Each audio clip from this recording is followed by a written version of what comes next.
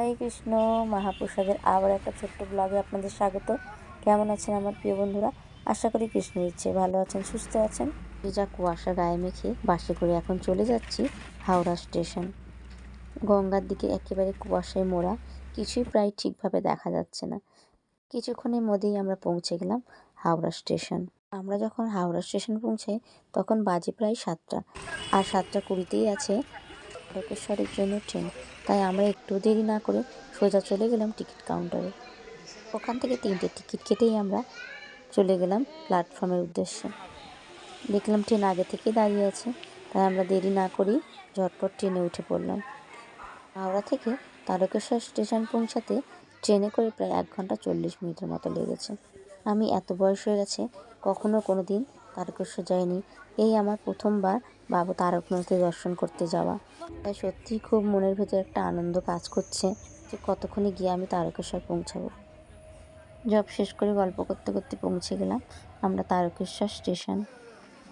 এখান থেকে মিনিট 10 হেঁটে গেলেই তারকেশ্বর বাবা তারকনাথের মন্দির। ছোট থেকে দেখতাম এবং শুনতামও সবাই তারকেশ্বরে বাঘ নিয়ে যায়, কিন্তু আমি কখনো আসতে পারিনি। তাই বাবা তারকনাথের অশেষ কৃপায় তিনি এখন কৃপা করে তার দর্শনের জন্য ডেকেছেন, তাই আসতে পেরেছি।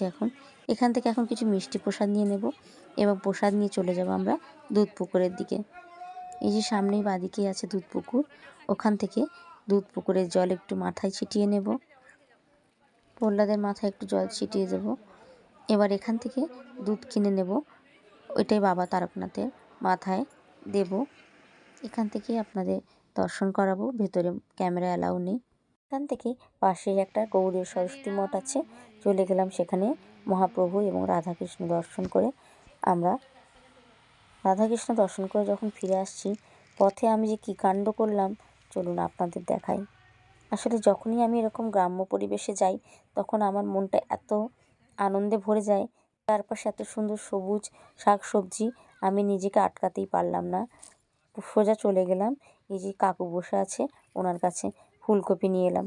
ওনার বাগানে ঢুকে দেখলাম টাটকা ফুলকপি হয়ে আছে। একবার বলতেই কাকু আমাকে বলল নিয়ে যাও, 2-3টে ফুলকপি আমাকে উঠিয়ে দিলেন। যেখানে যা কিছু তাজা দেখি ভাবি বাড়িতে নিয়ে গিয়ে আমার ভগবানকে রন্ধন করে ভোগ নিবেদন করব এবং প্রতিটি রেসিপি আপনাদের সাথে শেয়ার করব। এই ফুলকপির ডাঁটা পাতা কিছুই আমি বাদ দেব না, সবই ভগবানকে রন্ধন করে ভোগ নিবেদন করব। এখন আমরা চলে এলাম হাওড়া স্টেশনে। এখান থেকে জেটি ঘাটে চলে এলাম। জেটি ঘাটে আমরা লঞ্চে করে পার হয়ে যাব বাগবাজার ঘাট, আর ওখান থেকে ট্রেন ধরে মাঝেরহাট। প্রহ্লাদকে নিয়ে এই আমার প্রথমবার লঞ্চে ভ্রমণ গঙ্গার বুকে এভাবে। ও খুব মজা করছিল, আর কয়েকদিন পরে স্কুল খুলে যাবে, সময় নিয়ে আর এভাবে বেড়ানো হবে না, কারণ ওর ছুটির দিন আর আমার ছুটির দিন একদিনে হয় না। কি সুন্দর চারপাশটা শান্ত আর ফুরফুরে বাতাস, খুব ভালো লাগছিল। প্রহ্লাদ আমাকে বলছিল মাম্মা আর একবার আসবো, আমি লঞ্চে আরও একবার চড়তে চাই।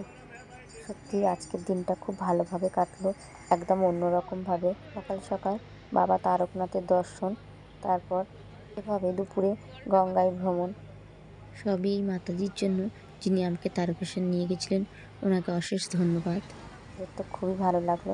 আপনাদের কেমন লাগলো প্লিজ আমাকে কমেন্টে লিখে জানাবেন, আর যদি একটুও ভালো লেগে থাকে তাহলে প্লিজ ভিডিওতে একটা লাইক দিয়ে ভিডিওটা শেয়ার করবেন, আর যদি ভিডিও ভালো না লাগে তাও আমাকে কমেন্টে লিখে জানাবেন, কারণ আপনাদের মতামত আমার কাছে খুবই মূল্যবান। আপনারা সবাই ভালো থাকবেন, সুস্থ থাকবেন, এই প্রার্থনাই করি ভগবানের কাছে। আর কয়েকদিন পর পুরনো বছর শেষ হয়ে যাবে, নতুন বছর আবার 2026-এ সবার জীবন খুব ভালোভাবে সুখময়ভাবে কাটুক, এই প্রার্থনাই করি। আজ তাহলে এ পর্যন্ত বন্ধুরা, আবারও দেখা হবে খুব শীঘ্রই। হরে কৃষ্ণ, হরি বল।